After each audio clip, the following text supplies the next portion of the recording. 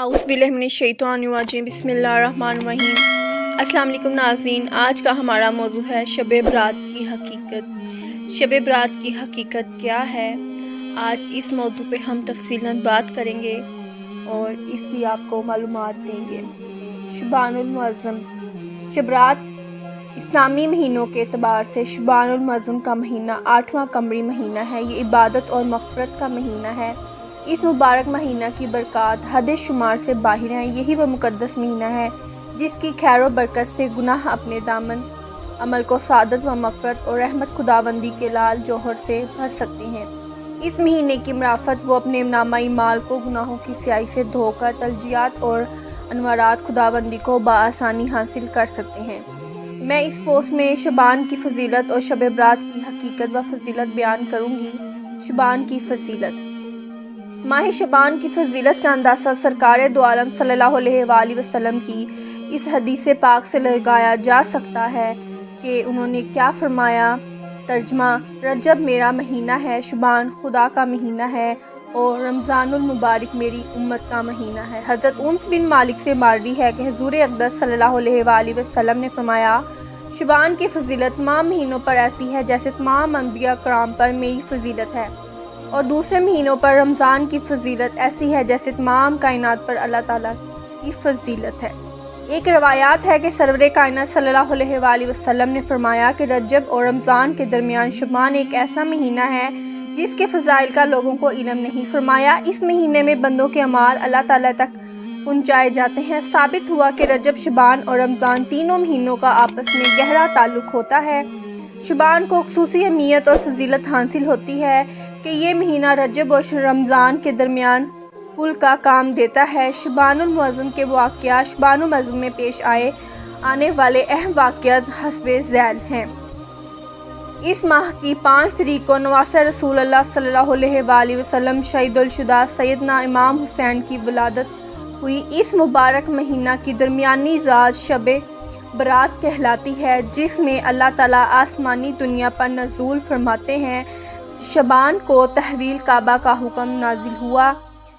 جھوٹا مدعی نبوت مسلمیہ کا ذبی شعبان کے مہینے میں ہی جہنم واصل ہوا۔ حضور اقدس صلی اللہ علیہ وآلہ وسلم نے ام المومنین حضرت صفیہ رضی اللہ عنہا کے ساتھ نکاح اس مہینہ میں فرمایا۔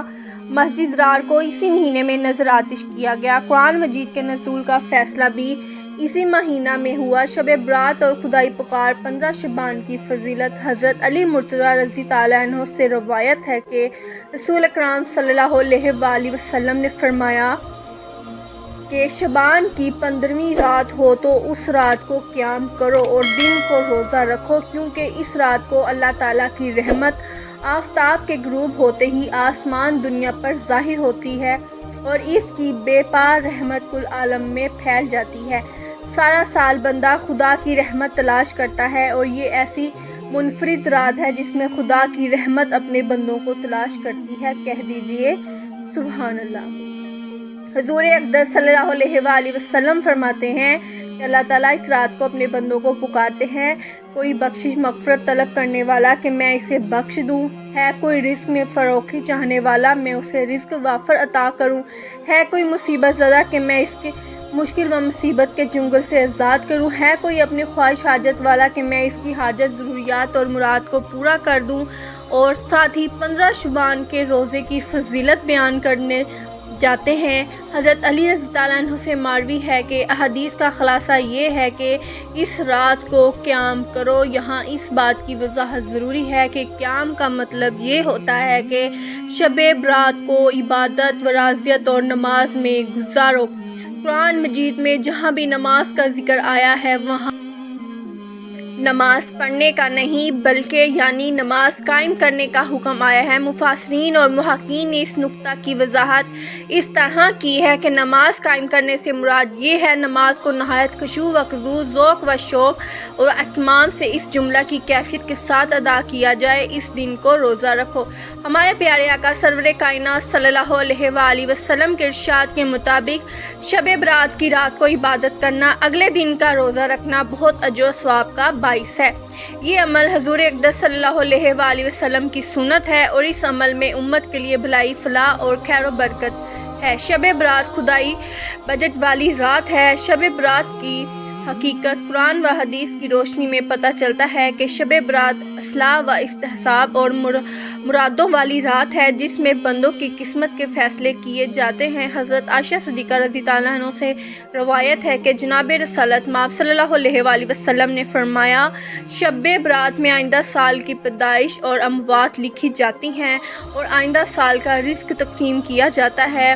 حضرت عکرمہ رضی اللہ عنہ سے مروی ہے، حضرت صلی اللہ علیہ وآلہ وسلم نے بتایا کہ شعبان کی 15ویں شب سال بھر کے تمام امور کا فیصلہ کیا جاتا ہے، یہاں تک کہ موت، حیات، نکاح، طلاق، خوشی، غم، امارت و غربت، عزت و ذلت، عروج و زوال، بندوں کی قسمت سے متعلق تمام امور طے کر دیے جاتے ہیں۔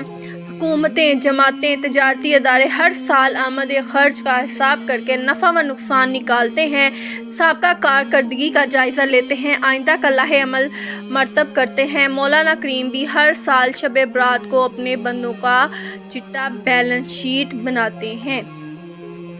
شب برات گویا خدائی بجٹ والی رات ہے، شعبان شب سے مشتق ہے۔ علماء نے اس کو لغوی معنی جمع کرنا اور تعریف کرنا سے مراد لیے ہیں۔ بجٹ میں بھی جامع تفریق کا دوسرا نام ہے۔ شب برات بخشش و مغفرت کی رات ہے، اس میں بندوں کو اپنے آقا مالک حقیقی سے لو لگانی چاہیے، جس قدر ممکن ہو زیادہ سے زیادہ توبہ استغفار کرنی چاہیے۔ ناظرین، امید کرتی ہوں آپ کو آج کی ویڈیو پسند آئی ہوگی۔ کمنٹ باکس میں اللہ تعالیٰ کے 99 ناموں میں سے ایک نام ضرور لکھیے گا، ویڈیو کو زیادہ سے زیادہ شیئر کرے گا۔ ملتے ہیں نیکسٹ اسلامی ویڈیو کے ساتھ۔ اللہ نگہبان، اللہ حافظ۔